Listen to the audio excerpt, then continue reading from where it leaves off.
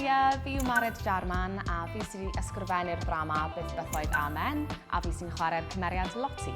Mae'r broses ymarferion yn mynd yn rili dda. Mae'n anhygoel faint o waith ni'n llwyddo wneud mewn un diwrnod.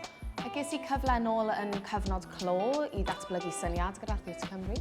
Ac oedd gen i syniad ac yn anffodus oedd e'n cyfnod rili anodd i bobl yn abol yn ystod y cyfnod clo.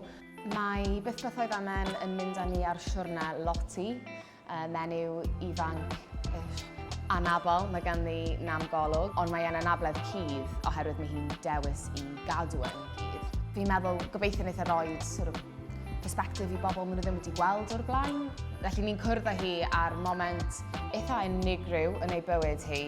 Mae e'n le tywyll, destructive, ond mae e'n le rili cyffroes llawn y egni yma, dyw hi ddim yn gwybod beth i wneud efo. Mae'r ffaith bod y drama yma actually yn cael ei llwyfannu dal yn teimlo fel fever dream. Yn amlwg oherwydd themau'r drama, mae hygyrchedd yn rili bwysig. A fi ffili credu rili bod gennym ni sain ddisgrifio ar gyfer pob sioe. Dyw hwnna byth yn digwydd. Sain ddisgrifio pob sioe yn Gymraeg. Mae hefyd yn ei capsiynau yn Gymraeg ac yn Saesneg. A mae hefyd gyda ni touch tours. Ti'n gallu bwco arno i am ddim cyn y sioe, pob tro. A mae e'n gam ymlaen sydd yn rili gyffroes.